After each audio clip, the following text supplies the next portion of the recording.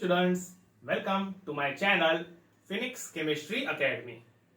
So students, आज हम पढ़ने वाले हैं कार्बन एंड इट्स कंपाउंड्स का next topic that is homologous series, isomerism and chemical properties of carbon compounds. So start करते हैं आज का लेक्चर विथ होमोलोगस सीरीज.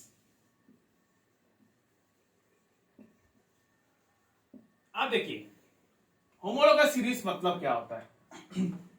जैसे कि हमने पिछले लेक्चर में पढ़ा था, हमने जो अलग अलग कार्बन कंपाउंड्स है उसके नोमेनक्लेचर और उसके एग्जांपल्स वगैरह जो है हमने स्टडी किए थे. लाइक फॉर एग्जांपल अगर हम कंसीडर करते हैं अल्केन्स को, तो अल्केन्स में हमने देखा था पहला जो कंपाउंड था वो था CH4 जिसका नाम था मीथेन. दूसरा था C2H6 जिसका नाम था इथेन. तीसरा C3H8 प्रोपेन. C4H10 butane. ठीक है, फिर आ रहा था C5H12 पेंटेन. ऐसे करके हमने अराउंड 10 एग्जांपल्स जो है वो देखे थे अल्केन्स के, फ्रॉम मीथेन अप टिल डिकेन. ठीक है, अब हम अगर इस पर्टिकुलर सीरीज को, ये जो कंपाउंड है इसकी सीरीज को अगर हम ऑब्जर्व करते हैं तो हमें पता चलता है कि इन सभी कंपाउंड्स में जो फंक्शनल ग्रुप है या फिर उनका जो जनरल फॉर्मूला है वो सेम है. अल्केन्स का जैसे जनरल फॉर्मूला था वो था CnH2n+2. ठीक है, इसी पर्टिकुलर फॉर्मूले के बेसिस पे ये सारे कंपाउंड जो है वो फॉर्म किए गए थे, जिसमें n जो है n की वैल्यू रहेगी 1 2 3 4 5 6 अप टिल इनफाइनाइट हम जा सकते हैं. ठीक है, नाउ तो ये जितने भी कंपाउंड्स है उन सभी का जो जनरल फॉर्मूला है वो एक ही है, मतलब वो सभी एक ही जनरल फॉर्मूले से फॉर्म हुए हैं. और हम ये बोल सकते हैं कि इन सभी का जो फंक्शनल ग्रुप है वो सेम है. फंक्शनल ग्रुप जो रहता है अल्केन्स का वो रहता है कार्बन कार्बन सिंगल बॉन्ड.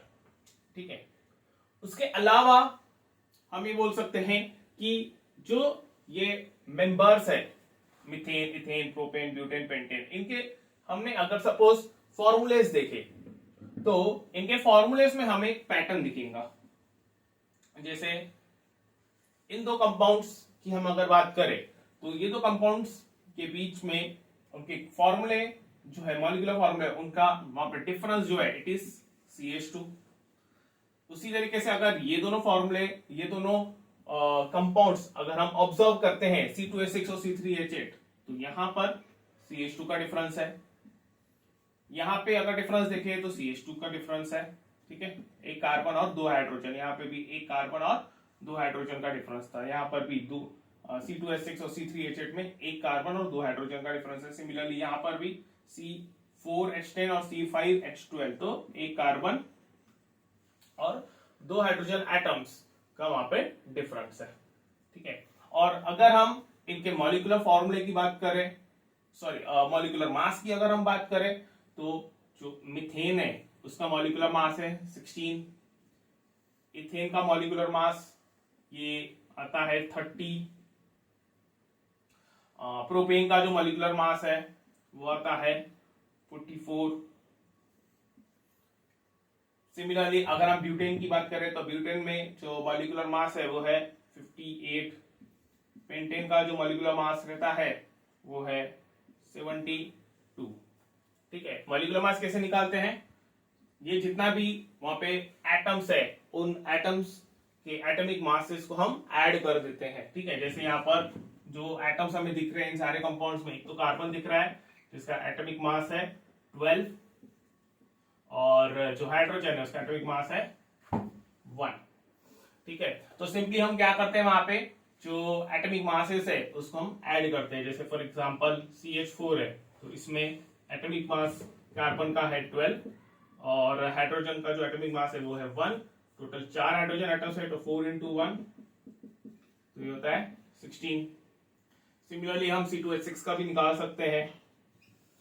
ठीक है, कार्बन यहाँ पे टोटल कितने हैं, 2, तो 12 into 2, और हाइड्रोजन जो है वो 1, उसका एटॉमिक मास 1 है. टोटल हाइड्रोजन एटम्स है वहां पे 6, तो 24 + 6 30.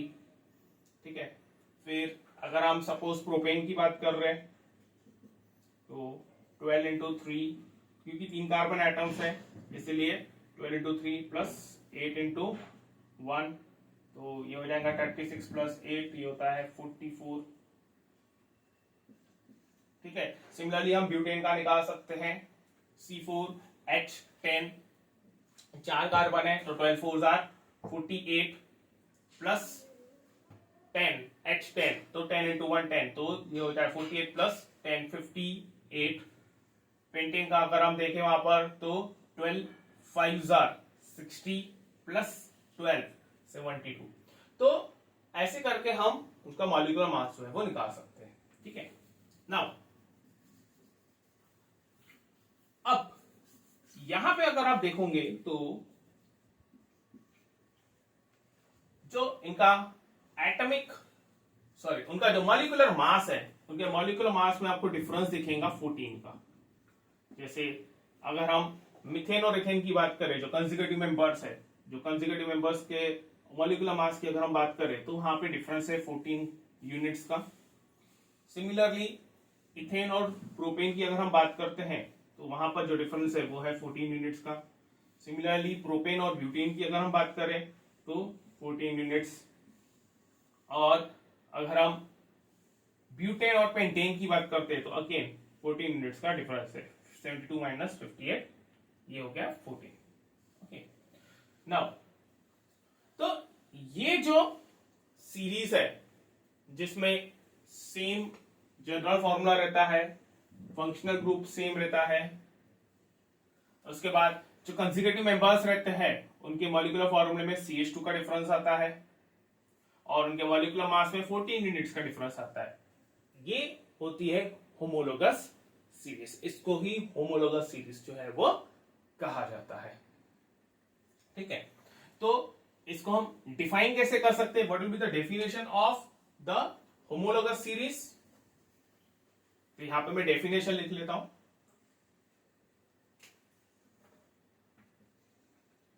Homologous series is a series of organic compounds having same functional group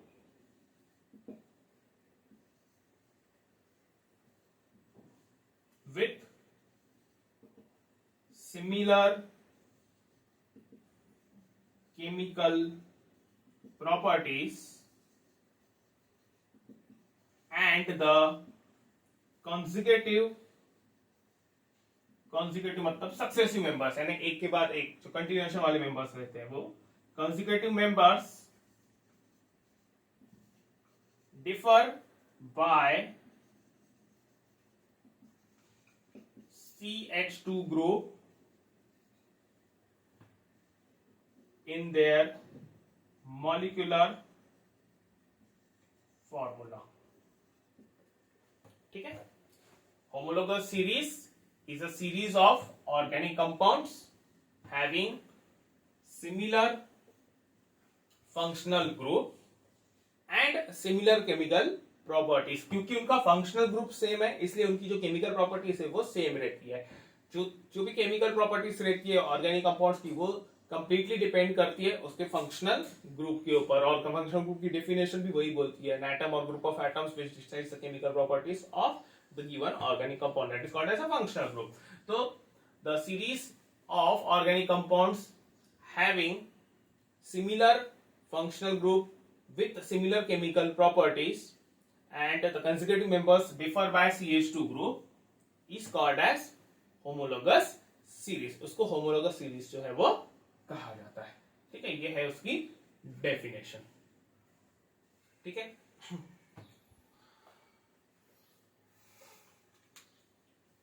चलिए आगे बढ़ते हैं।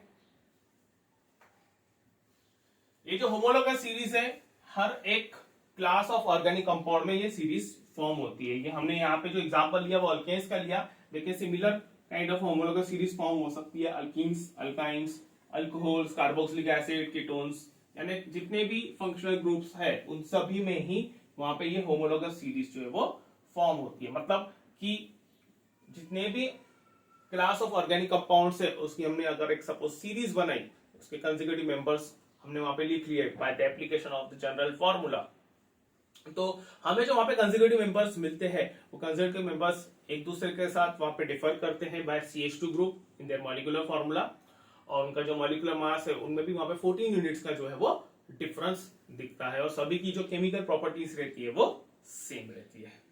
ठीक है, सपोज हमने नहीं क्या अल्कीन्स की वहां पर एक सीरीज फॉर्म कर ली, तो इसमें जैसे जनरली जो अल्कीन्स है उसमें फॉर्मूला रहता है CnH2n, और उसका जो फंक्शनल ग्रुप रहता है वो है कार्बन कार्बन डबल बॉन्ड। ठीक है, और इसका जो पहला मेंबर है वो स्टार्ट होता है वहां पे, उसका पहला मेंबर है it is ethene, n is equal to 2। ठीक है, तो यहाँ पर CnH2n C2H2 इंटू 2, तो ये होता है C2H4। ठीक है, सेकेंड मेंबर अगर हमने ले लिया वहां पे तो ये होता है C3H2 इंटू 3 C3H6। ठीक है, इसका नाम है इथीन, इसका नाम है प्रोपेन। ठीक है, तीसरा मेंबर अगर हमने ले लिया वहां पे n इज इक्वल टू 4, तो ये होता है CnH2n, तो C4H2 into 4 this is C4H8 butene. ठीक है, उसी तरीके से नेक्स्ट मेंबर रहता है C5H10 पेंटीन,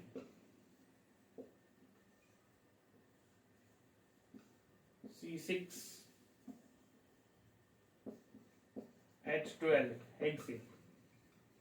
ठीक है, तो अगर सपोज ये सारे फॉर्मूले हम यहाँ पे लिखते हैं C2H4 C3H6 C4H8 C5H10 C6H12, और सपोज हम इनके मॉलिक्यूलर फॉर्मूलेस को कंपेयर करते हैं तो वहां पे डिफरेंस दिखेगा आपको CH2 ग्रुप का।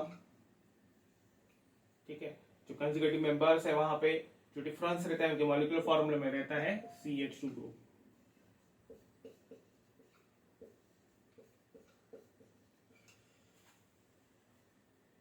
ठीक है, तो this forms a homologous series, ये एक होमोलोगस सीरीज जो है वो फॉर्म कर रहे हैं CH2 ग्रुप।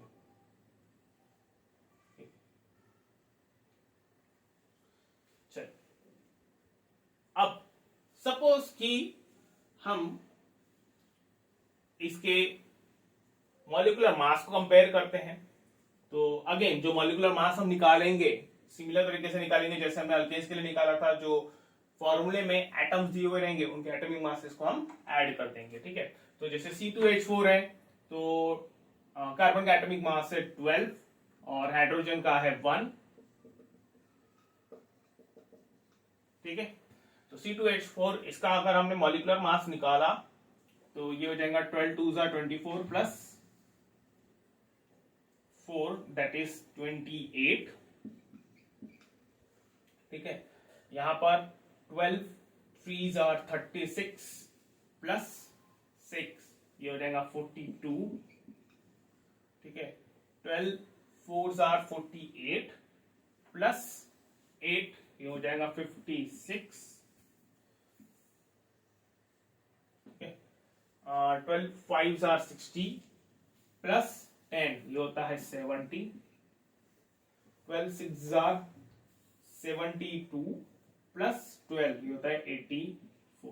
ठीक है, तो अब कंसेक्यूटिव मेंबर्स को आप देखिए, उनका जो मॉलिक्यूलर मास है उसमें डिफरेंस आपको 14 का दिखेगा, 42 और 28 में 14 का डिफरेंस है, अगेन 42 और 56 में अगेन 14 का डिफरेंस है, 56 और 70 में 14 का डिफरेंस है, 70 और 84 में भी वहां पे 14 का ही डिफरेंस है। ठीक है, तो कंसेक्यूटिव मेंबर्स वहां पे 14 यूनिट से डिफर कर रहे हैं इन देयर मॉलिक्यूलर मास।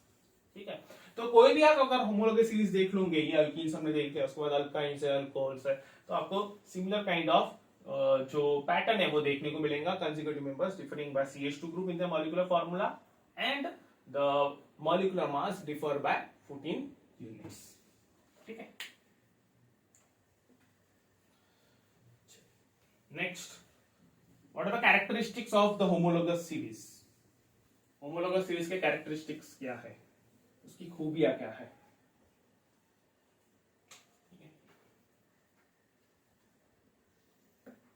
सो पहली कैरेक्टरिस्टिक जो है होमोलोगस सीरीज की, वो ये है कि all the members of the homologous series are having the same general formula.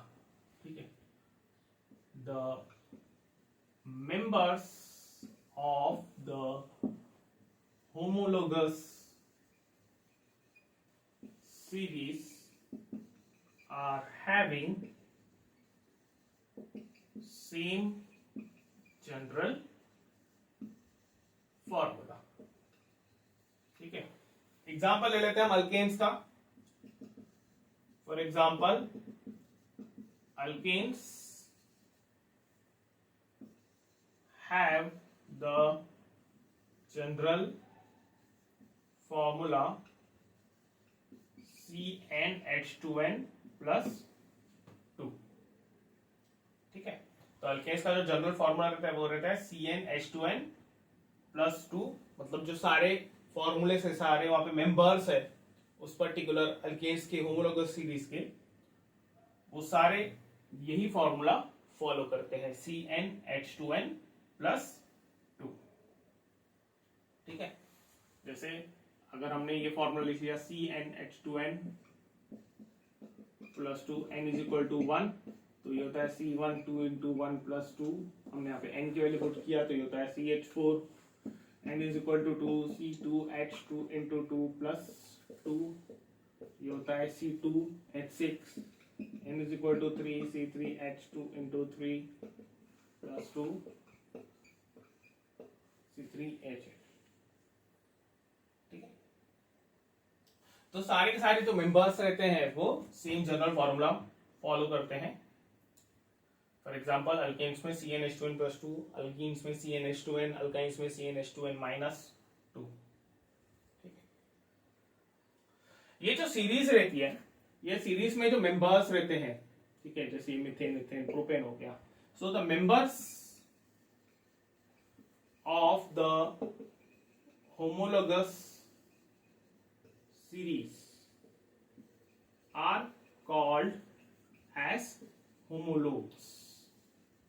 ये कोई कैरेक्टरिस्टिक नहीं है, एक जनरल बात है कि जो होमोलोगस सीरीज है उनके मेंबर्स को होमोलोग्स जो है वो कहा जाता है. ठीक है, ये नाम याद रखिएगा, होमोलोग्स. ओके, चलिए, सो this was the first characteristic of the homologous series.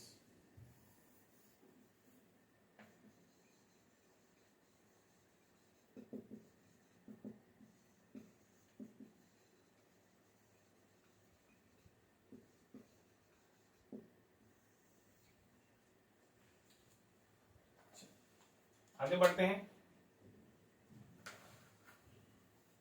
Next, second characteristic है द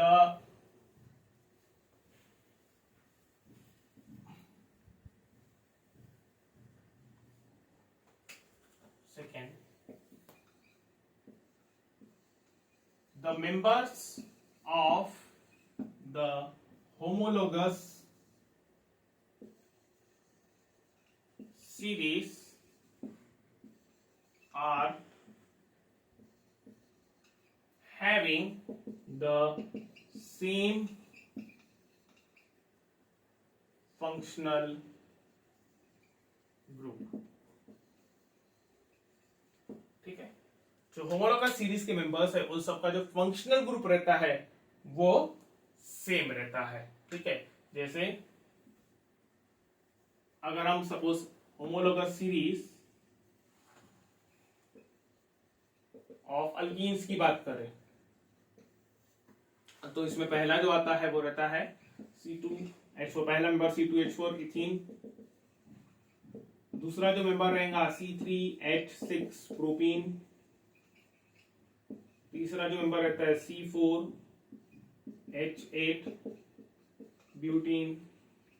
ठीक है, अब इन सब में जो फंक्शनल ग्रुप रहेगा वो सेम रहेगा and that will be carbon carbon double bond.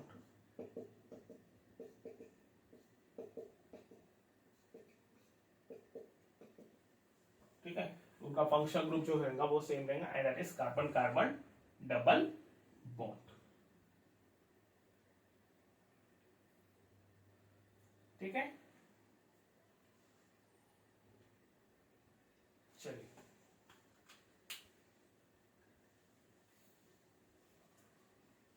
Next,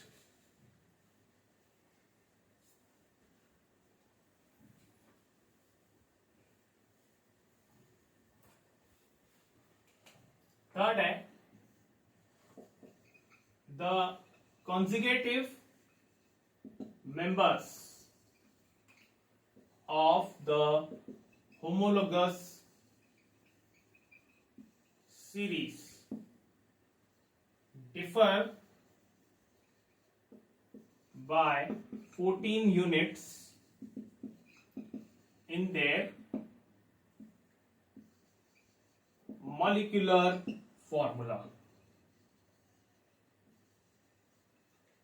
ठीक है, the consecutive members of the homologous series differ by 14 units in their molecular formula। Just हमने कुछ देर पहले इसका एग्जाम्पल भी देखा था, जैसे फॉर एग्जाम्पल हमने methane, ethane, propane, butane,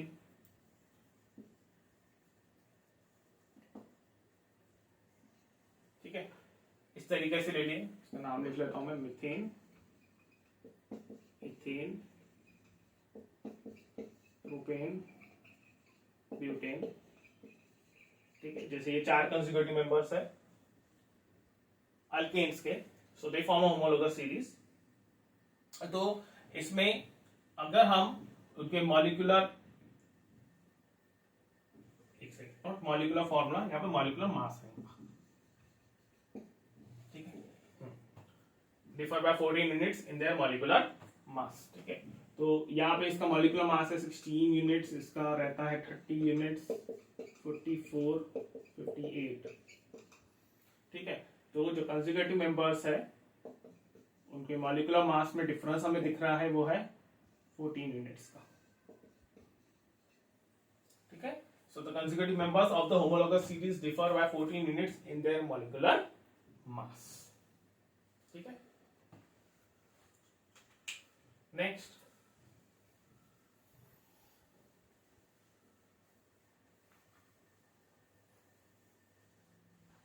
fourth है the consecutive members of the homologous series differ by CH2 group, जिसको मिथिलीन ग्रुप भी कहा जाता है, मिथिलीन ग्रुप,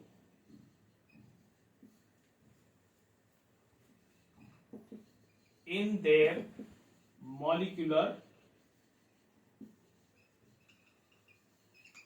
formula।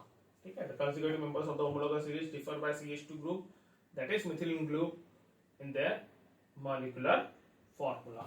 ठीक है, जैसे यहाँ पे हमने देख लिया, सपोज अल्केन्स की हमने सीरीज देख ली, तो जो consecutive members है उनके molecular formula में डिफरेंस हमें दिख रहा है CH2 ग्रुप। ठीक है, जैसे यहाँ पर एक कार्बन, यहाँ पे 2 कार्बन है, तो डिफरेंस रहेगा 1 कार्बन, और हाइड्रोजन एटम्स यहाँ पे 4, यहाँ पे 6 है, तो डिफरेंस रहेगा 2 हाइड्रोजन एटम्स का। So they are differing by CH2 group यानी मिथाइल ग्रुप। सिमिलरली ये दो मेंबर्स इथेन और प्रोपेन हमने अगर कंसीडर किया तो उनमें हमें डिफरेंस दिख रहा है 1 कार्बन और 2 हाइड्रोजन एटम्स का। यहाँ पे 8 हाइड्रोजन एटम्स है, यहाँ पे 6 हाइड्रोजन एटम्स है, तो differ by C1 and H2, that is one carbon and 2 hydrogen atoms, that is CH2 group। Again यहाँ पर भी C3 और C4, यहाँ पे 1 कार्बन का डिफरेंस है और यहाँ पे H8, H10 है, तो 2 हाइड्रोजन एटम्स का डिफरेंस है। ठीक है, that is CH2 group। And so the consecutive members of the homologous series differ by CH2 group, that is methylene group, in their molecular formula। ठीक है, नेक्स्ट फिफ्थ कैरेक्टरिस्टिक है the members of the homologous series are having similar chemical properties.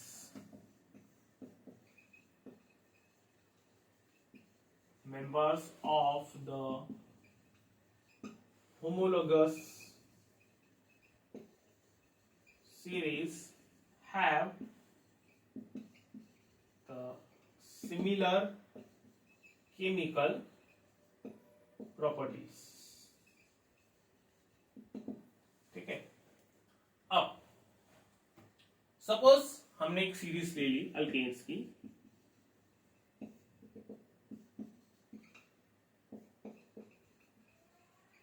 Methane,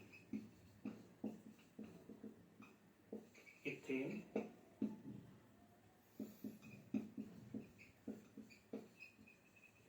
propane, butane.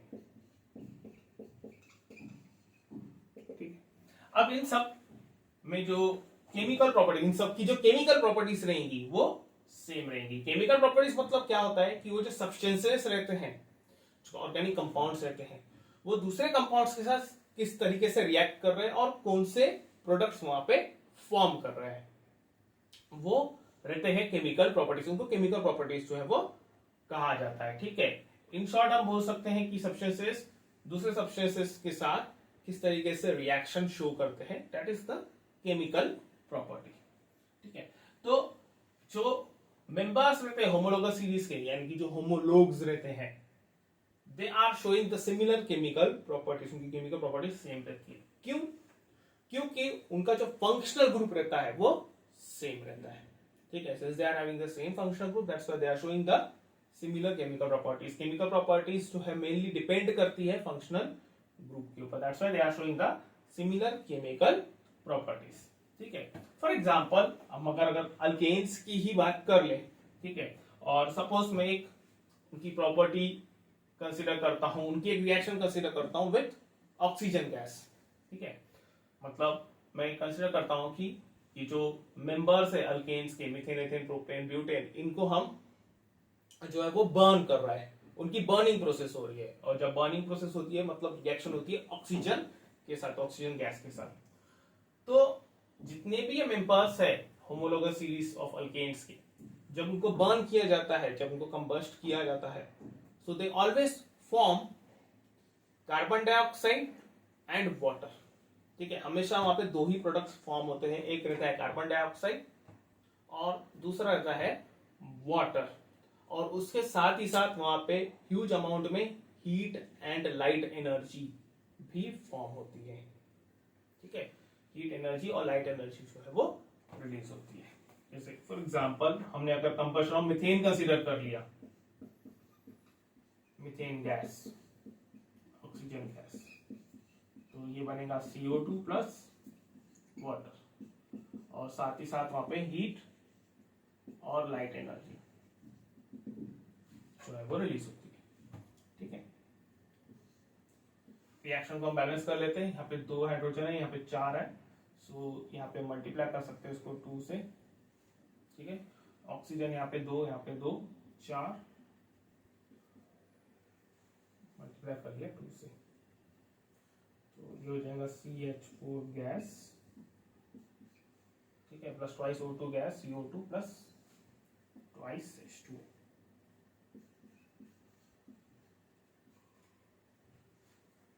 ठीक है, एक 4 oxygen, 4 oxygen, 4 hydrogen. Okay, similarly अगर suppose हम बात करते हैं इथेन की, C2H6,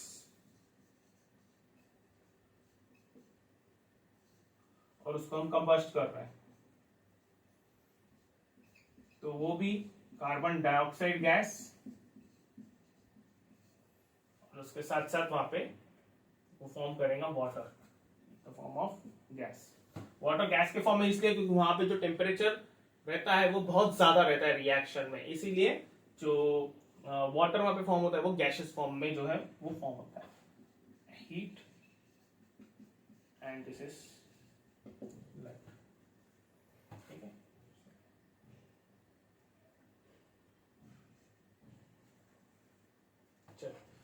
बैलेंस कर ले। यहाँ पे 2 कार्बन है, यहाँ पे 1 ही है, तो 2 से मल्टीप्लाई कर सकते हैं। हाइड्रोजन यहाँ पे 6 है, यहाँ पे 2 है, तो 3 से मल्टीप्लाई कर लेते हैं।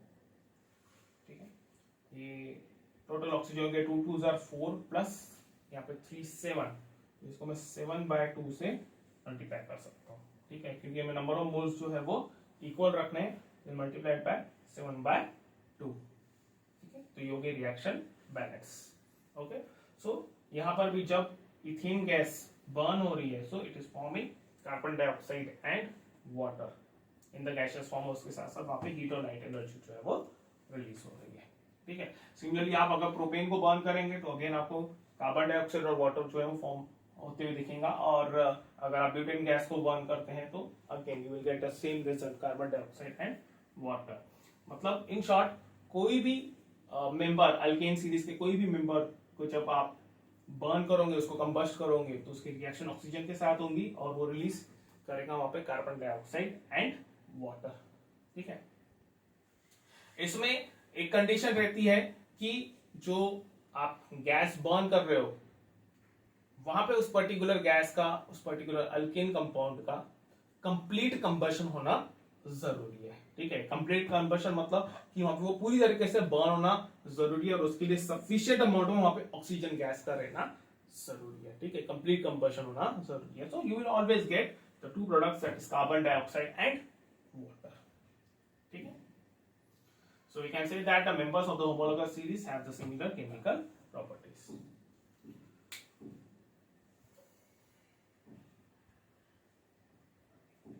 चलिए आगे बढ़ते हैं।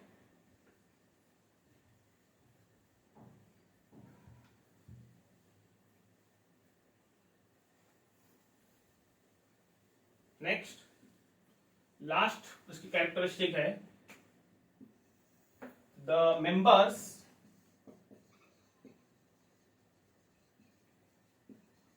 of the homologous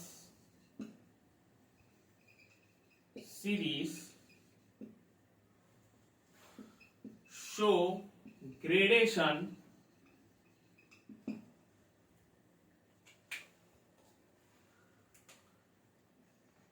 in the physical properties। Gradation मतलब स्लाइट और ग्रेजुअली वहां पे चेंज होना।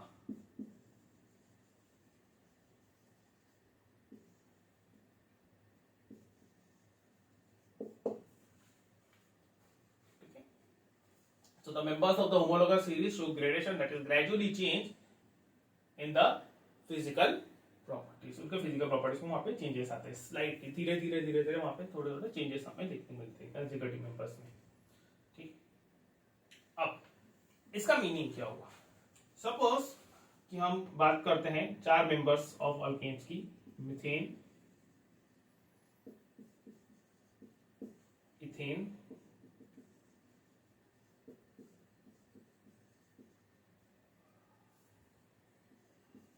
प्रोपेन और ब्यूटेन।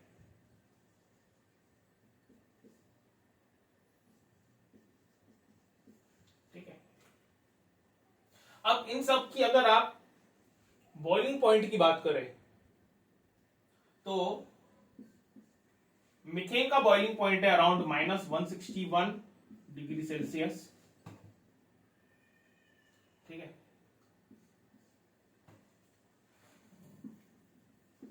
यहां पे मैं लिख लेता हूं।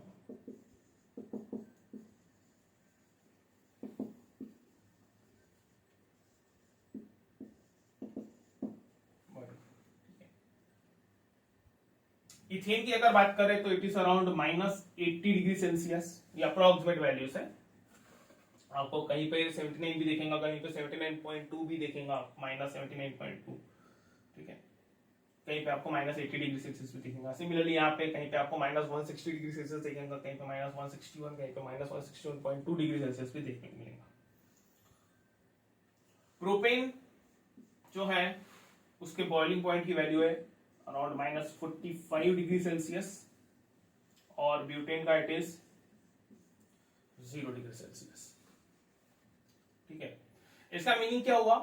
इसका मीनिंग ये हुआ कि जो मीथेन है, मीथेन एक जो ऑर्गेनिक कंपाउंड है, वो -161°C पे गैशियस फॉर्म में कन्वर्ट हो जाता है। इथेन जो है वो -80°C पे गैशियस फॉर्म में कन्वर्ट हो जाता है। बॉयल होना मतलब वो गैस फॉर्म में कन्वर्ट हो गया। प्रोपेन जो है -45°C और ब्यूटेन जो है वो 0°C पे वो गैशियस फॉर्म में कन्वर्ट हो जाता है। ठीक है, तो ये हमें यहाँ पे चेंजेस देखने को मिल रहे हैं उनके बॉइलिंग पॉइंट में। बॉइलिंग पॉइंट उनकी एक फिजिकल प्रॉपर्टी है। ठीक है, अगर हम फिजिकल प्रॉपर्टीज की बात करें तो फिजिकल प्रॉपर्टीज मतलब melting point, boiling point, solubility, ठीक है, ये सब जो है उनकी फिजिकल, रिफ्रैक्टिव इंडेक्स वगैरह जो है वो उनकी फिजिकल प्रॉपर्टीज में काउंट किया जाता है। तो हमने एक फिजिकल प्रॉपर्टी जो कंसीडर किया बॉइलिंग पॉइंट, उसमें हमें देखने को मिल रहा है कि ग्रेडेशन है। अब ये ग्रेडेशन ऐसे क्यों है? ठीक है, जो कंसेक्यूटिव मेंबर्स रहते हैं, हमने देखा कि उनके मॉलिक्यूलर मासेस में डिफरेंस आता है, 14 यूनिट्स का डिफरेंस आता है। एक्चुअली उस पर्टिकुलर सीरीज में जैसे जैसे हम आगे आगे बढ़ते जाते हैं तो हर मेंबर का मॉलिक्यूलर मास जो है वो 14 यूनिट से बढ़ते जाता है। ठीक है, मीथेन का 16 यूनिट्स और इथेन का 30, प्रोपेन का 44 उसका मॉलिक्यूलर मास, और जो ब्यूटेन है उसका मॉलिक्यूलर मास है 58। तो जैसे जैसे हम आगे आगे बढ़ते जा रहे हैं तो जो मॉलिक्यूलर मास है उसमें चेंजेस आते जा रहे हैं, उसमें इंक्रीमेंट आ रहा है 14 यूनिट्स का। अब जब मॉलिक्यूलर मास कंपाउंड्स का बढ़ता है, मतलब मॉलिक्यूलर मास का बढ़ना मतलब जो मॉलिक्यूलर फॉर्मूला है वो बल्कियर होते जाना, उनका जो कंपाउंड है वो बल्कियर होते जाता है, उसमें CH2 ग्रुप जो है वो ऐड होते जाता है, मिथिलीन ग्रुप ऐड होते जाता है। तो नंबर ऑफ एटम्स बढ़ने की वजह से, ग्रुप ऑफ एटम्स बढ़ने की वजह से जो van der Waals force of attraction, मतलब जो वहां पे जो मेंबर्स रहते हैं, या फिर हम बोल सकते हैं कि जो जितने भी मॉलिक्यूल्स है वहां पे, जितने भी एटम्स है वहां पर, उनके बीच का जो फोर्स ऑफ अट्रैक्शन है वो बढ़ते जाता है। ठीक है, फोर्स ऑफ अट्रैक्शन बढ़ने की वजह से बॉन्डिंग जो है वो स्ट्रांग होती जाती है, और बॉन्डिंग स्ट्रांग होने की वजह से जो फिजिकल प्रॉपर्टीज है उसमें स्लाइटली चेंजेस आते जाते हैं।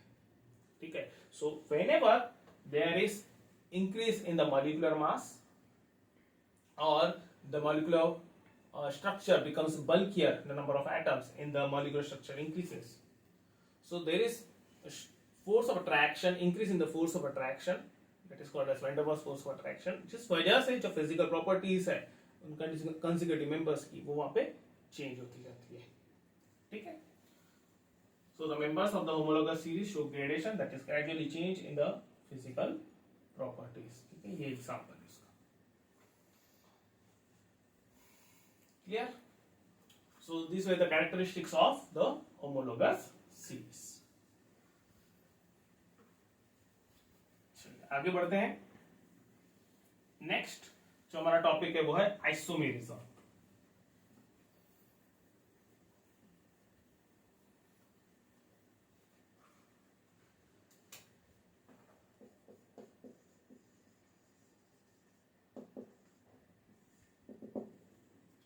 अब स्टूडेंट्स, कार्बन जो है, कार्बन एक पर्टिकुलर जो एलिमेंट है उसके नेचर में बहुत सारे कंपाउंड्स हैं, मिलियंस एंड मिलियंस वहां पे उसके कंपाउंड्स हैं। इतने कंपाउंड्स हैं कार्बन के, उस पर्टिकुलर कार्बन कंपाउंड्स की जो इक्वलिटी है या फिर उसकी जो मैचिंग है वो किसी और कोई और एलिमेंट नहीं कर सकता है। ठीक है, मतलब कि नंबर ऑफ कंपाउंड्स कार्बन के इतने सारे हैं कि किसी और एलिमेंट के हमें नंबर ऑफ उतने कंपाउंड्स देखने को नहीं मिलते हैं। ठीक है, तो उसके पीछे कुछ रीजंस थे, हमने वो रीजंस हमारे प्रीवियस लेक्चर्स में वो स्टडी भी किया है। ठीक है, उसमें से एक रीजन था ये आइसोमेरिज्म। ठीक है, उसके अलावा टेट्रावैलेंसी, कैटिनेशन भी एक रीजन था, एक रीजन है आइसोमेरिज्म। ठीक है, तो आइसोमेरिज्म क्या है? Isomerism it is actually a property of the carbon compounds. ठीक है, टू फॉर्म आइसोमर्स। ठीक है, आइसोमर्स फॉर्म करने की जो प्रॉपर्टी है कार्बन कंपाउंड्स की, उसको आइसोमेरिज्म जो है वो कहा जाता है, या फिर वो जो फेनोमेनन है to form the isomers, that is called as isomerism. ठीक है, अब आइसोमर्स मतलब क्या? ठीक है, तो यहां पर मैं आपको आइसोमर्स और आइसोमेरिज्म दोनों की डेफिनेशन बता देता हूं। Isomers are the carbon compounds having similar molecular formula but different structural formula. ठीक है, isomers are the carbon compounds or the compounds of carbon having similar molecular formula but different structural formula, and the phenomenon of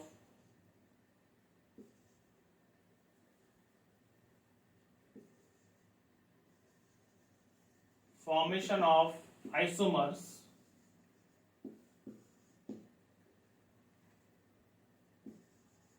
by the carbon compounds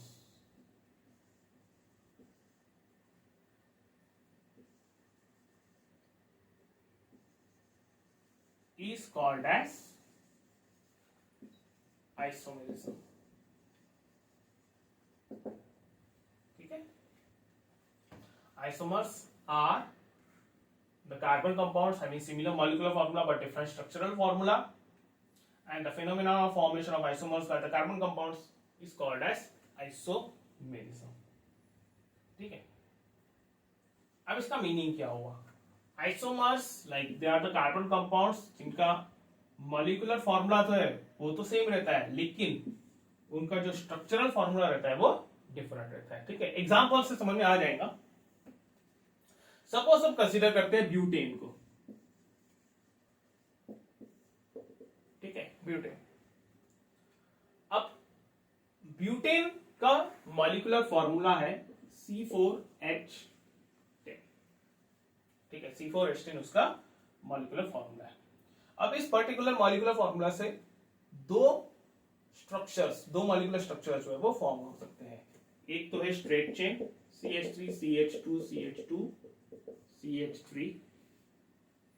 ठीक है, 1 2 3 4 carbon atoms, 3 2 5 2 7 और 3 10 C4H10. इसका नाम है N butane.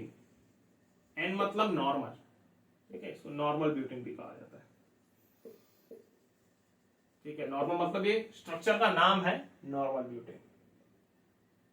और दूसरा जो इसका आइसोमर फॉर्म हो सकता है वो है isobutane. CH3 CH CH3 CH3. ठीक है, 1 2 3 4 कार्बन एटम्स, 3 3 6 3 9 और 1 10. इसको कहा जाता है आइसोब्यूटेन.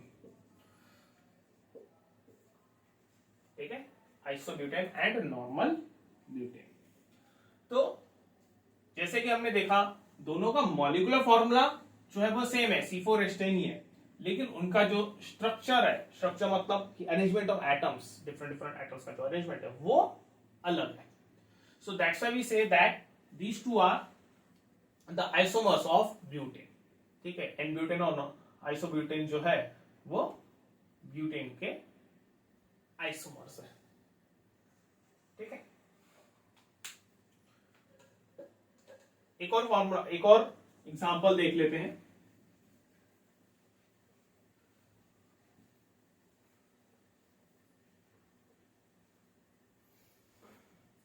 पेंटेन. पेंटेन का C5H12 इसका मॉलिक्यूलर फॉर्मूला. ठीक है, तो पेंटेन के 3 आइसोमर्स फॉर्म होते हैं, CH3 CH2 CH2 CH2 CH3. ठीक है, इसका नाम है N पेंटेन. ठीक है, इसका फॉर्मूला आप देख लीजिए, 1 2 3 4 5 कार्बन, 3 2 5 2 7 2 9 और 3 12 हाइड्रोजन एटम्स. ठीक है, एक रहता है N पेंटेन मतलब कि नॉर्मल पेंटेन. दूसरा CH3 CH3 sorry CH3 CH CH3 CH2 CH3. 1 2 3 4 5 carbon atoms, 3 3 6 7 2 9 और 3 12। ठीक है, कॉर्नर पे CH3 CH3 है। जब भी किसी पर्टिकुलर कंपाउंड में एक कॉर्नर पे अगर ये ग्रुप हमें दिख गया CH3 CH3 तो फिर उसको नाम दिया जाता है आइसो। ठीक है, नेम दिया जाएगा आइसो। और क्योंकि ये पेंटेन है, 5 कार्बन और 12 हाइड्रोजन एटम्स है, इसलिए नाम दिया जाएगा इसको आइसोपेंटेन।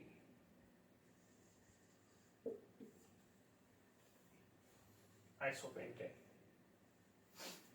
ठीक है, और तीसरा उसका जो आइसोमर है वो है नियोपेंटेन।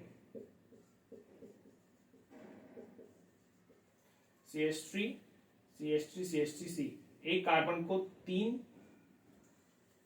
मिथिल ग्रुप्स जो है वो अटैच्ड है। तो जब एक कार्बन को 3 मिथिल ग्रुप अटैच रहते हैं तो उसको नाम दिया जाता है नियो। नियो। ठीक है, ये हो गया कंप्लीट स्ट्रक्चर। 1 2 3 4 5 कार्बन और 12 हाइड्रोजन एटम्स। ठीक है, 5 कार्बन 12, तो ये हो गया पेंटेन। क्योंकि यहाँ पर एक साइड में CH3/3 अटैच है, CH3/3 मतलब एक कार्बन और उसको 3 मिथिल ग्रुप, इसीलिए नाम दिया गया नियो। टोटल 5 कार्बन और 12 हाइड्रोजन एटम्स है तो पेंटेन। ये हो गया नियो पेंटेन। ठीक है, तो ये पेंटेन के 3 आइसोमर्स हो गए, एन पेंटेन, आइसोपेंटेन और नियो पेंटेन। ठीक है, सबका जो मॉलिक्यूलर फॉर्मूला वो सेम है C5H12, लेकिन उनका जो स्ट्रक्चरल फॉर्मूला वो डिफरेंट है। ठीक है,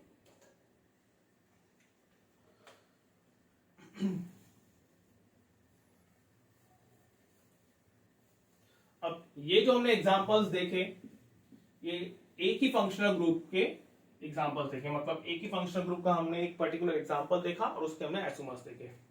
अब हम एक पर्टिकुलर फॉर्मूला लेंगे और वो पर्टिकुलर फॉर्मूले में हम देखेंगे कि किस तरीके से आइसोमर्स फॉर्म होते हैं in terms of different functional group. अलग अलग फंक्शनल ग्रुप वाले वहां पे आइसोमर्स फॉर्म होते हैं। तो consider the molecular formula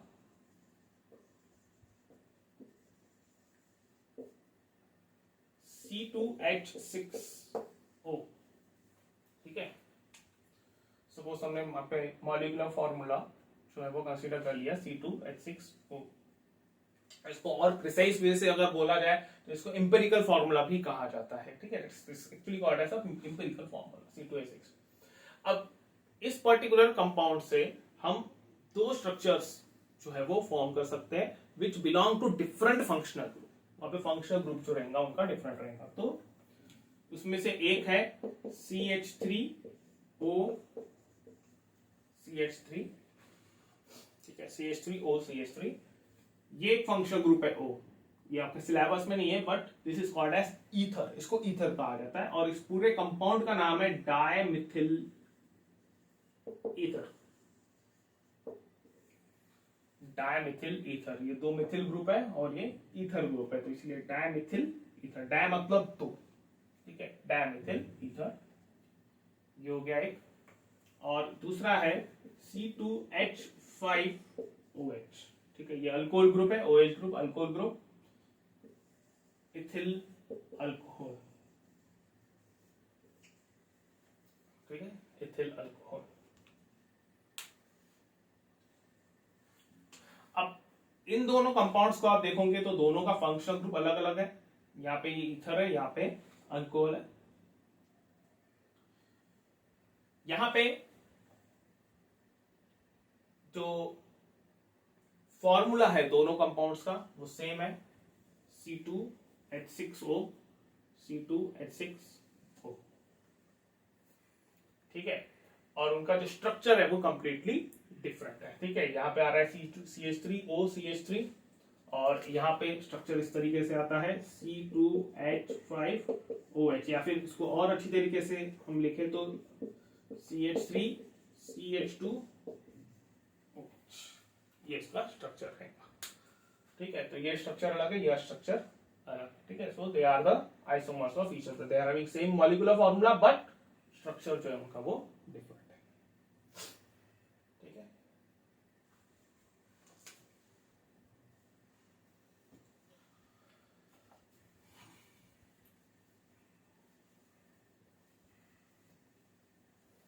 next C6H12, suppose एक फॉर्मूला हमने कंसीडर किया C6H12, ठीक है। अब इसके दो स्ट्रक्चर्स हम फॉर्म कर सकते हैं, एक जो रहेगा वो रहेगा हेक्सीन, ठीक है। Suppose CH2 double bond CH,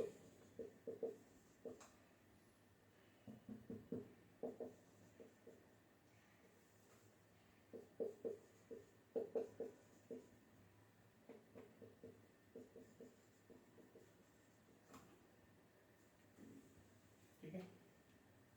1 2 3 4 5 6 carbon, 3 2 5 2 7 2 9 और ये 3 12, ठीक है। तो इसको नाम दिया जाएगा 1 हेक्सीन, ठीक है, क्योंकि पहले कार्बन पे वहां पे कार्बन कार्बन डबल बॉन्ड है, इसलिए 1 hexene.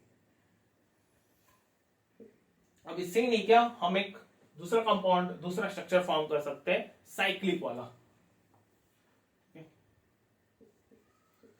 CH2 CH2 CH2 CH2 CH2 CH2, ठीक है। ये बन गया साइक्लोहेक्सेन,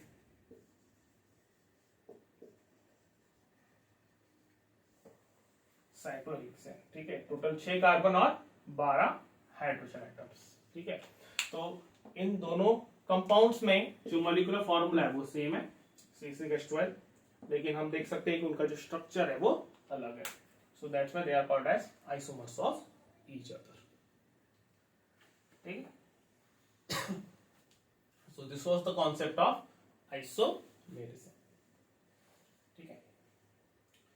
चलिए आगे बढ़ते हैं।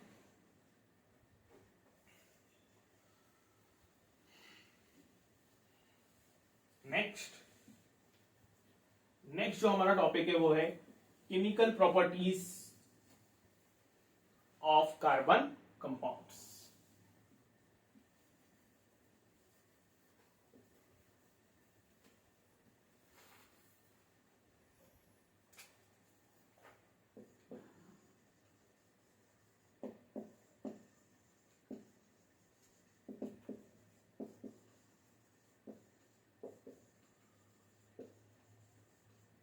Chemical properties of carbon compounds, ठीक है। So in all there are 4 chemical properties of carbon compound, 4 chemical properties हैं। केमिकल प्रॉपर्टीज जैसे मैंने बताया था, केमिकल प्रॉपर्टीज का मतलब होता है केमिकल रिएक्शंस, ठीक है। तो 4 केमिकल प्रॉपर्टीज है कार्बन कंपाउंड्स की, combustion, oxidation, addition and substitution, ठीक है। तो एक एक करके हम सारे केमिकल प्रॉपर्टीज, सारे केमिकल रिएक्शंस जो है वो देखेंगे। सबसे पहले जो है वो है कंबशन,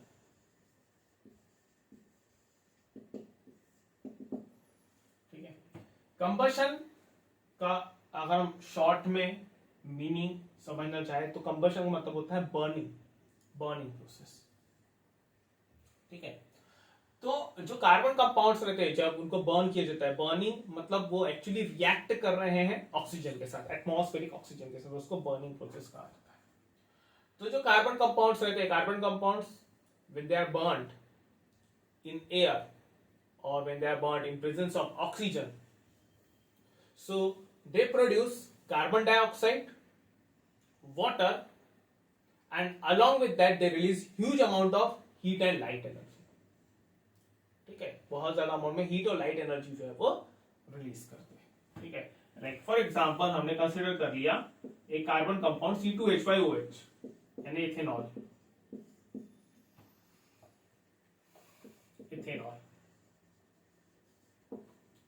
ठीक है। तो जब उसका कंबशन होगा, मतलब वो रिएक्ट करेगा ऑक्सीजन गैस के साथ, तो वो फॉर्म करेगा वहां पे CO2 गैस, वाटर, और उसके साथ साथ वो रिलीज करेगा energy in the form of heat and light, ठीक है। CO2, वाटर, हीट और लाइट एनर्जी जो है वो रिलीज करता है, ठीक है। रिएक्शन को हम बैलेंस कर लेते हैं। यहाँ पे C2H5, 2 कार्बन, 6 हाइड्रोजन और 3 ऑक्सीजन है। यहाँ पे एक ही कार्बन है, इसको हम 2 से मल्टीप्लाई कर लेते हैं। हाइड्रोजन यहाँ पे टोटल 6 है, यहाँ पे 2 ही है, तो 3।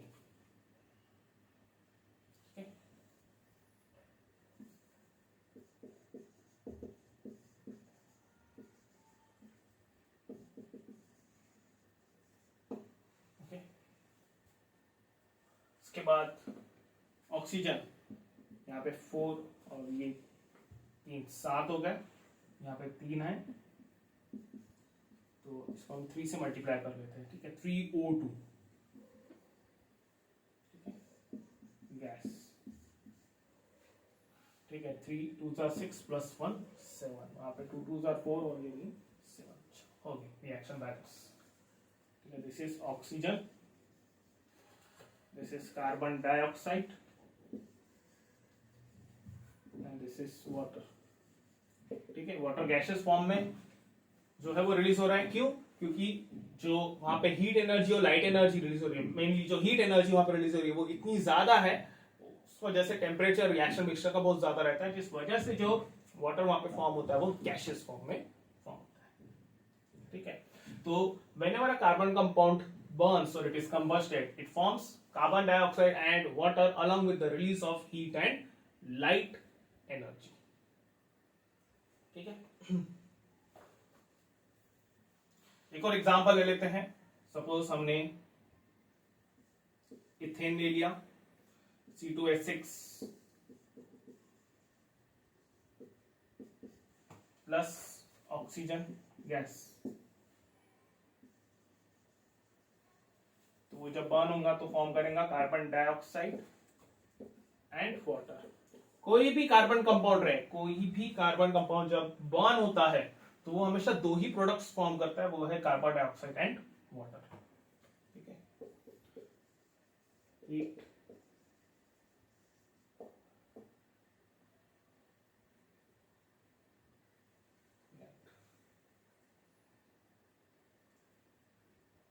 ठीक है, चलिए रिएक्शन को बैलेंस कर लेते हैं। C2H6 यहाँ पे 2 कार्बन है, यहाँ पे एक ही है, तो 2 से मल्टीप्लाई कर लेते हैं। हाइड्रोजन यहाँ पे 6 है, यहाँ पे 2 है, तो 3 से मल्टीप्लाई कर लेते हैं। 3 2 6। ठीक है, ऑक्सीजन यहाँ पे 4 और ये 3 7 हो गए, यहाँ पे 2 ही है, तो 7/2 से मल्टीप्लाई कर सकते। ठीक है, ये हो गई reaction balance. This is carbon dioxide and this is water. Okay,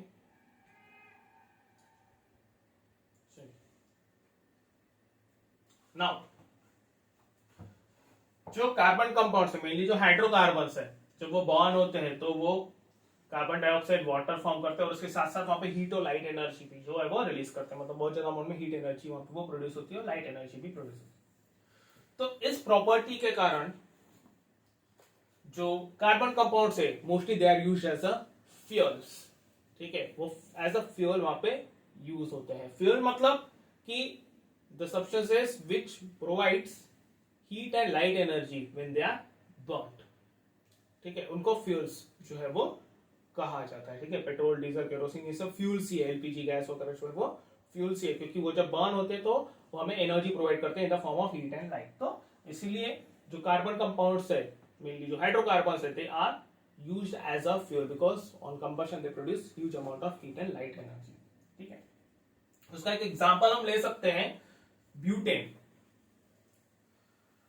जो हमारे घर पे एलपीजी सिलेंडर यूज होता है, एलपीजी गैस जो यूज होती है, ठीक है, दैट इज एक्चुअली उसका फुल फॉर्म रहता है एलपीजी का liquefied petroleum gas. Petroleum gas, ठीक है, लिक्विफाइड पेट्रोलियम गैस। ठीक है, इसमें मेनली जो गैस फिल की जाती है, ठीक है, वो रहती है ब्यूटेन। ठीक है, मेनली ब्यूटेन रहती है और ट्रेस अमाउंट में वहां पे इथेन एंड प्रोपेन गैस रहती है। ट्रेस अमाउंट में इथेन गैस और प्रोपेन गैस जो है वो वहां पे ऐड की जाती है। अब ये तीनों गैसेस जो है ये हाइड्रोकार्बन्स है, कार्बन कंपाउंड्स, ठीक है। इसलिए जब वो बर्न होते हैं ना तो वहां पे ह्यूज अमाउंट में जो है वो हीट एनर्जी और लाइट एनर्जी फॉर्म होती है, which is generally used for the cooking purpose. वही हम जो गैस जब गैस बर्नर को वहाँ पे ऑन करते हैं, नॉब को ऑन करते हैं, और फिर जब हम लाइटर को स्विच चलाते हैं तो वहां पे हमें फायर जो है वो फॉर्म होते दिखती है। तो that is nothing but a burning of these gases, mainly the butane gas, ठीक है। उसकी बर्निंग प्रोसेस होती है वहां पर, इस वजह से वहां पे फायर प्रोड्यूस होती है, दैट इज हीट और लाइट एनर्जी जो है वो रिलीज होती है, ठीक है। और क्योंकि जो ये गैसेस है ये नॉन पोल्यूटेड है, नॉन पोल्यूटिंग गैसेस है, नॉन पोल्यूटिंग गैसेस मतलब वो सिर्फ कार्बन डाइऑक्साइड और जो वाटर है वही रिलीज करते हैं, जो कि ज्यादा पोल्यूशन फॉर्म नहीं करते हैं। दैट्स व्हाई ये क्या जो हाइड्रोकार्बन्स है उनको क्लीन फ्यूल माना जाता है, and they are actually used as a fuel on a large scale. Liquefied petroleum gas इसलिए कहा जाता है क्योंकि जब ये गैसेस को सिलेंडर में फिल किया जाता है under pressure, so they change their state, उनकी जो स्टेट है वो चेंज हो जाती है अंडर प्रेशर। वहां पे जो गैसेस है वो जनरली लिक्विड्स में कन्वर्ट हो जाती है जब एक सफिशिएंट अमाउंट ऑफ प्रेशर उसको अप्लाई किया जाता है। दैट्स व्हाई इसको एलपीजी, लिक्विफाइड पेट्रोलियम गैस जो है वो कहा जाता है, ठीक है। So this was all about the combustion reaction. यहां पर इस कंबशन रिएक्शन को हम ऑक्सीडेशन प्रोसेस भी बोल सकते हैं, क्योंकि वहां पर जो रिएक्शन हो रही है वो ऑक्सीजन के साथ हो रही है, so we can also call it as an oxidation process. Combustion process को ऑक्सीडेशन प्रोसेस भी कहा जाता है, बट जनरली जब हम बर्निंग प्रोसेस, हाइड्रोकार्बन के बर्निंग प्रोसेस को डिफाइन करते हैं तो हम एक्चुअली इसको ऑक्सीडेशन नहीं, हम उसको कंबशन रिएक्शन ही बोलते हैं, ठीक है। सेकेंड है ऑक्सीडेशन रिएक्शन, ठीक है। ऑक्सीडेशन जैसे कि हमने केमिकल रिएक्शंस एंड इक्वेशंस में पढ़ा था, it is addition of oxygen या फिर रिमूवल ऑफ इलेक्ट्रॉन्स या फिर removal of hydrogen, that is called as the oxidation process. तो जनरली जो कार्बन कंपाउंड्स रहते हैं उनका जब ऑक्सीडेशन किया जाता है तो the oxidation takes place in presence of very strong oxidising agents, okay. They react in presence or they get oxidized, the carbon compounds get oxidized in presence of very strong oxidizing agents, ठीक है। strong oxidizing agents like for example alkaline potassium permanganate या फिर acidified K2Cr2O7, that is potassium dichromate, ठीक है। ये जो है generally strong oxidizing agents इनको माना जाता है। HNO3 भी है, ठीक है, it is also acting as a strong oxidizing agent। HNO3 मतलब कि nitric acid, concentrated nitric acid, ठीक है। तो whenever the carbon compounds they are reacted with strong oxidizing agents, so they get oxidized, ठीक है। वहां पे ऑक्सीजन का एडिशन होता है, एक ऑक्सीजन वहां पे ऐड हो जाता है पर्टिकुलर कंपाउंड्स, ठीक है। फॉर एग्जांपल सपोज हमने लिया C2H5OH इथेनॉल, ठीक है।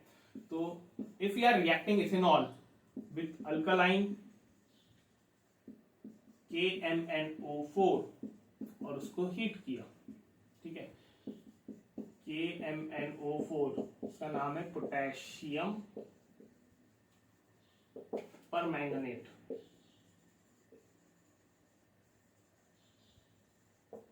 ठीक है। या फिर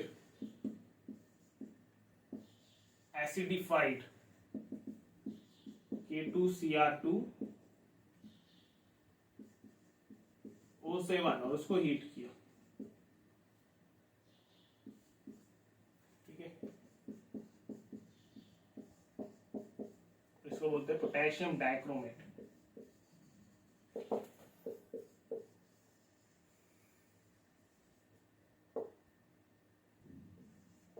ठीक है।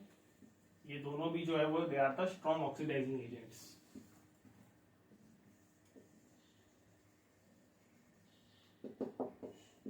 strong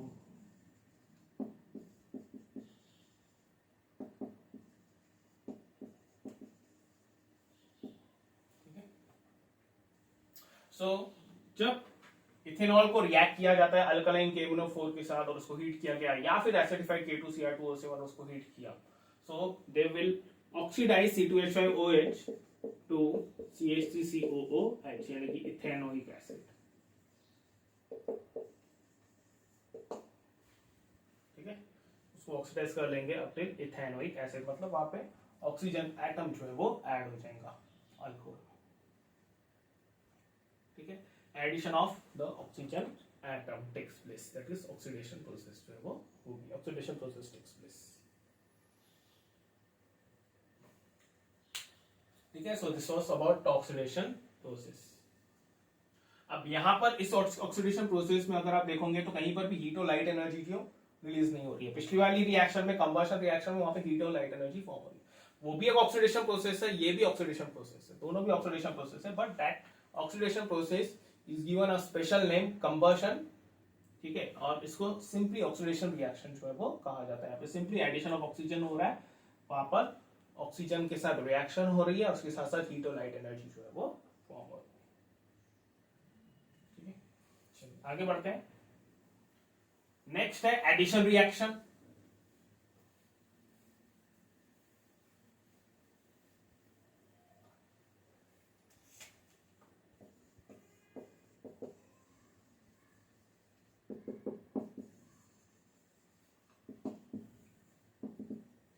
ठीक है, एडिशन रिएक्शन में क्या होता है कि जनरली एक कार्बन कंपाउंड में कोई दूसरा एटम जो है वो जाके अटैच हो जाता है। जस्ट हम बोल सकते हैं कि एक particular carbon compound gets added with the other atoms. ठीक है, like for example unsaturated hydrocarbons. Unsaturated hydrocarbons मतलब alkenes and alkynes, they react with hydrogen in presence of a catalyst to form a saturated hydrocarbon। ठीक है, एक unsaturated hydrocarbon जो है वो, उसको जब वहां पे अटैच हो जाता है एक पर्टिकुलर हाइड्रोजन एटम, तो वहां पे फॉर्म करता है the saturated hydrocarbon. For example हम कंसीडर कर लेते हैं ethene.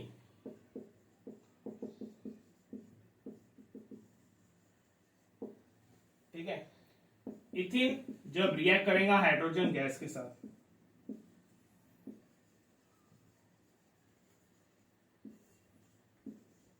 In presence of nickel as a catalyst, या फिर एक दूसरा कैटलिस्ट पैलेडियम भी लिया जाता है। तो ये जो हाइड्रोजन गैस के एटम्स है वो अटैच हो जाते हैं across the carbon carbon double bond. ठीक है, CH3। ठीक है, मतलब ये बॉन्ड यहाँ पे टूट जाता है, इसका एक बॉन्ड खाली हो जाता है, इसका एक बॉन्ड खाली हो जाता है, इसको एक हाइड्रोजन एटम और इसको एक हाइड्रोजन एटम जो है वो अटैच होता है, so it forms CH3 bond to CH3, that is ethane।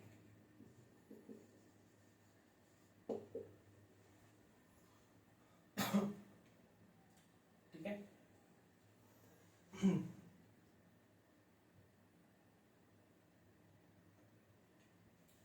Similarly हम एग्जांपल ले सकते हैं, सपोज इथीन का CH triple bond CH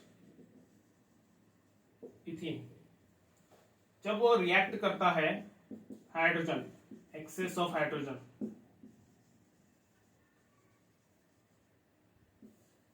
in presence of catalyst,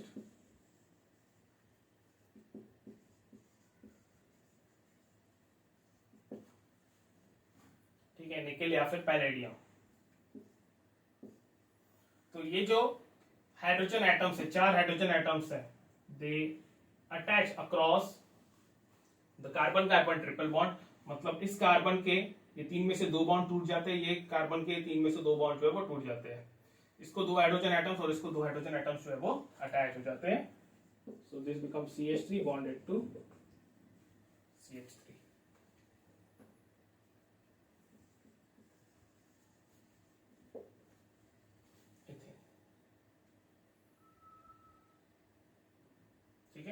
इस कार्बन को 2 हाइड्रोजन एटम अटैच हो जाएंगे, इस कार्बन को भी 2 हाइड्रोजन एटम जो है वो अटैच हो जाएंगे।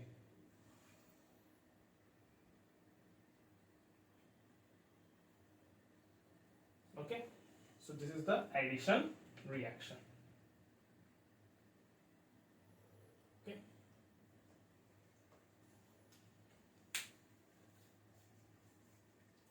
अब ये जो एडिशन रिएक्शन है इसका एक एप्लीकेशन है, और वो एप्लीकेशन ये है कि generally this addition reaction is used to identify whether a given compound is saturated or unsaturated. That is, a given carbon compound is saturated or unsaturated. ठीक है, अब वो हमें कैसे पता चलेगा? एडिशन रिएक्शन के बदौलत हमें कैसे पता चलेगा कि given organic compound whether it is saturated और अनसैचुरेटेड? तो उसके लिए नहीं, क्या हम जनरल यूज करते हैं ब्रोमीन वाटर। ठीक है, ब्रोमीन वाटर जो है वो यूज किया जाता है, और उस पर्टिकुलर टेस्ट और ब्रोमीन वाटर का यूज करके हम टेस्ट परफॉर्म करते हैं to identify whether the given organic compound is saturated और अनसैचुरेटेड। ठीक है, तो उस टेस्ट को नाम दिया जाता है test for saturation and unsaturation.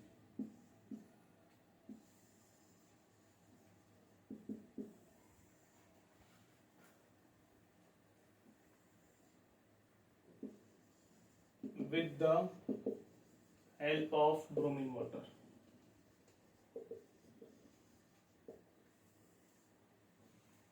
ठीक है, तो इसमें रहता क्या है? जनरली जो ब्रोमीन वाटर रहता है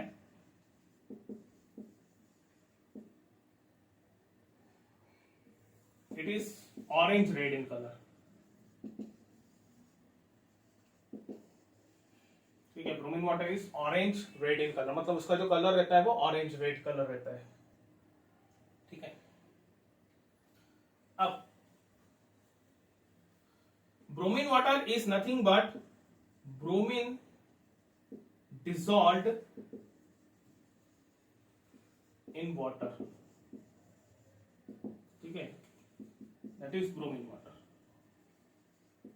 जो ब्रोमीन लिक्विड रहता है, ठीक है, उसको जब हम वाटर में डिसॉल्व करते हैं तो ब्रोमीन वाटर का फॉर्मेशन होता है। तो bromine dissolved in water is called as a bromine water. Okay, now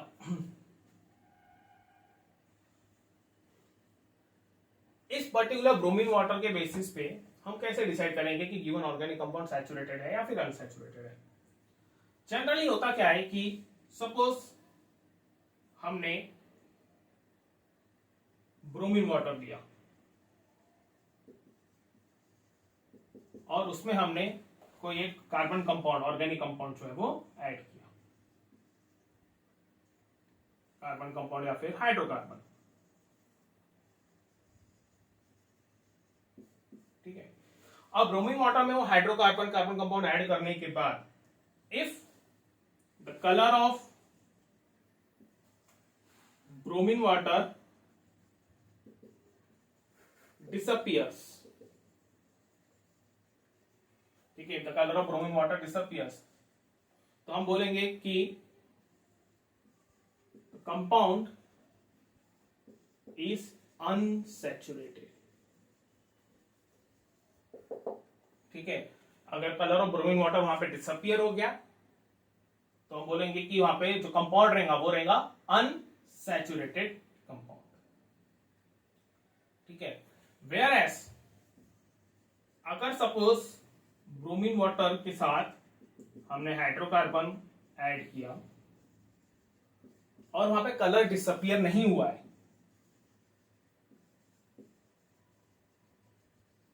colour of bromine water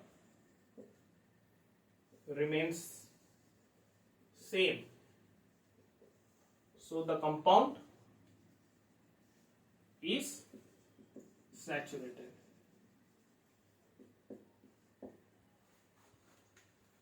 ठीक है, कंपाउंड जो रहेगा वो सैचुरेटेड रहेगा। ओके, जनरली ये जो ब्रोमीन वाटर टेस्ट है वो यूज होती है ऑयल और जो बटर है उसके केस में, या फिर हम बोल सकते हैं ऑयल और फैट्स के केस में।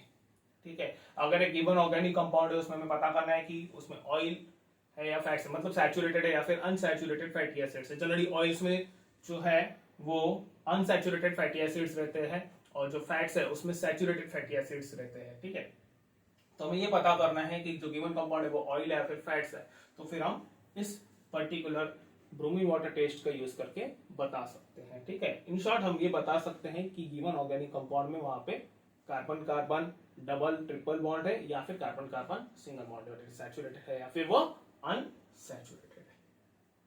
ठीक है, ब्रोमीन वाटर जब हाइड्रोकार्बन्स में ऐड होता है या फिर ब्रोमीन वाटर और हाइड्रोकार्बन्स को जब मिक्सअप किया जाता है, तो अगर सपोज उस पर्टिकुलर हाइड्रोकार्बन में, उस पर्टिकुलर कार्बन कंपाउंड में कार्बन कार्बन डबल बॉन्ड है, तो ब्रोमीन वाटर उस कार्बन कार्बन डबल बॉन्ड के अक्रॉस में जाके ऐड हो जाता है। ठीक है, इस तरीके से।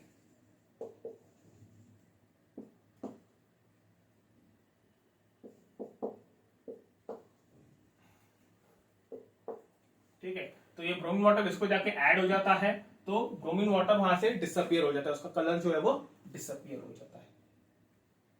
ठीक है, तो इसे हम बता सकते हैं कि गिवन ऑर्गेनिक कंपाउंड में अनसैचुरेशन प्रेजेंट था।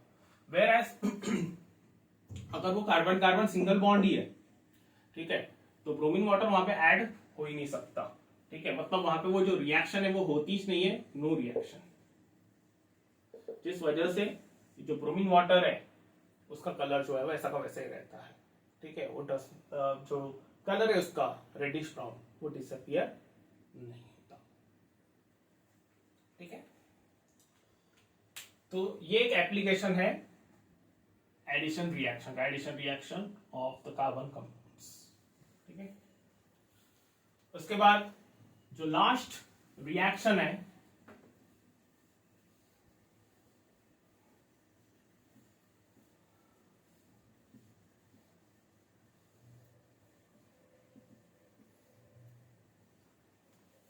वो है सब्स्टिट्यूशन रिएक्शन।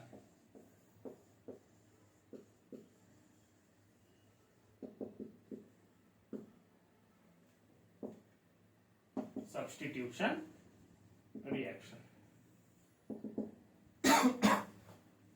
सब्स्टिट्यूशन रिएक्शन एक ऐसी रिएक्शन है जिसमें जो हाइड्रोकार्बन्स रहते हैं या कार्बन कंपाउंड्स है उसमें जो हाइड्रोजन एटम्स है they are replaced by any other atom. ठीक है, हाइड्रोकार्बन्स का या फिर कार्बन कंपाउंड का हाइड्रोजन एटम किसी और एटम के साथ जब वहां पे रिप्लेस हो जाता है तो that is called as a substitution reaction. उसको सब्स्टिट्यूशन रिएक्शन जो है वो कहा जाता है। Like for example methane reacts with chlorine gas to form methyl chloride and hydrogen chloride। ठीक है, methane reacts with chlorine gas to form methyl chloride and hydrogen chloride। ठीक है, CH4 gas plus Cl2 gas. ठीक है, हाँ, ये reaction जो है it takes place in presence of ultraviolet light.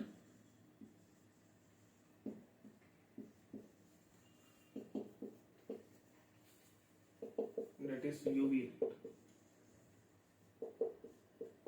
ठीक है, presence of ultraviolet light that is UV light. ठीक है, तो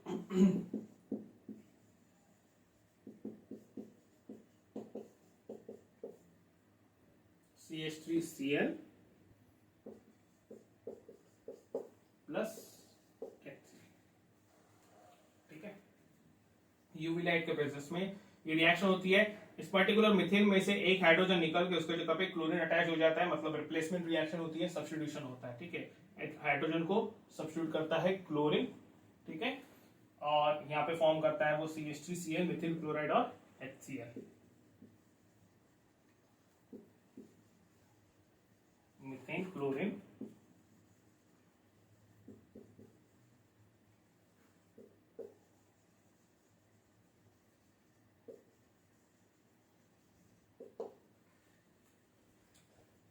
मेथिल क्लोराइड और हाइड्रोजन क्लोराइड।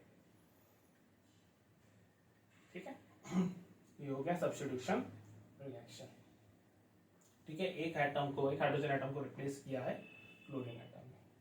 ठीक है, अगर सपोज यहां पर ये जो क्लोरीन गैस है उसको हमने लिमिटेड अमाउंट में लिया तो रिएक्शन जो है वो वन स्टेप पे जो है वो रुक जाती है। लेकिन अगर सपोज ये क्लोरीन गैस जो है वो एक्सेस में ली गई है तो ये रिएक्शन जो है वो कंटिन्यू होती जाती है, और ये तब तक कंटिन्यू होती है जब तक के सारे हाइड्रोजन एटम्स वहां पे रिप्लेस नहीं हो जाता है बाय क्लोरीन एटम।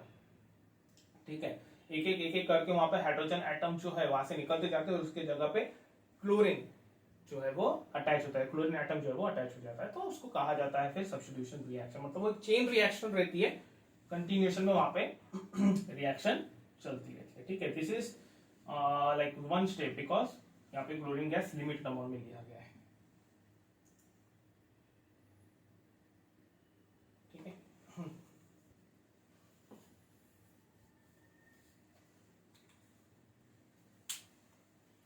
रिएक्शन देख लेते हैं हम।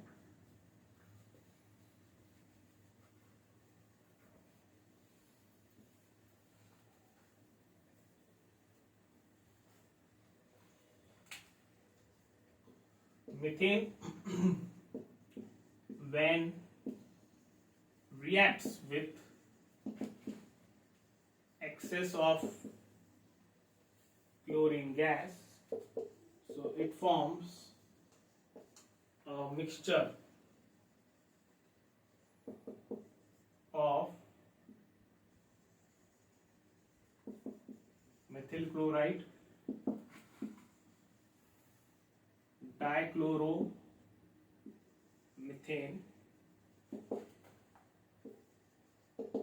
trichloromethane and carbon tetrachloride.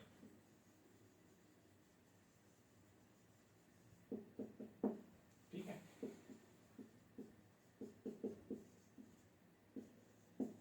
Chlorine gas suppose हमने ये एक्सेस में लिया in presence of UV light तो ये बनेगा पहले CH3Cl प्लस HCl, ये होगा मिथिल क्लोराइड,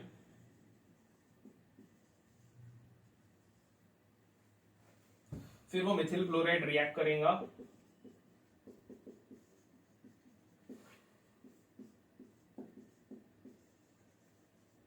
यहाँ से, ये एक हाइड्रोजन रिप्लेस होगा उसके जगह पे Cl अटैच हो जाएगा तो ये हो जाएगा CH2Cl2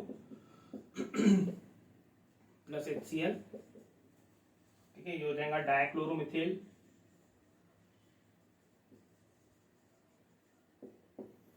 ठीक है, इसको मिथिलीन क्लोराइड, मिथिलीन डाइक्लोराइड भी कहा जाता है।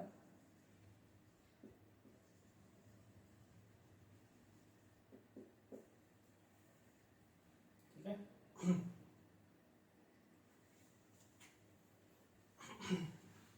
उसके बाद यहां पे लिख लेता हूं मैं, सपोज हमने मिथिलीन डाइक्लोराइड ले लिया, उसको क्लोरीन के साथ रिएक्ट किया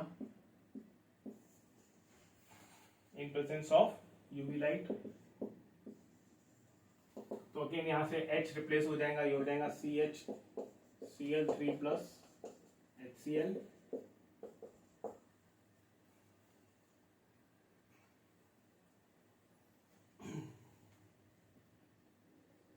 मिथिलीन डाइक्लोराइड, और यू गेट ट्राइक्लोरोमीथेन, इसको क्लोरोफॉर्म भी कहा जाता है, क्लोरोफॉर्म। ठीक है, और फिर ये जो क्लोरोफॉर्म है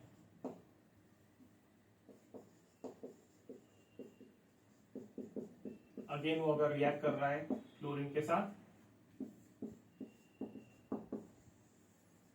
तो this will replace the hydrogen, last hydrogen atom, and this will form carbon tetrachloride and HCl।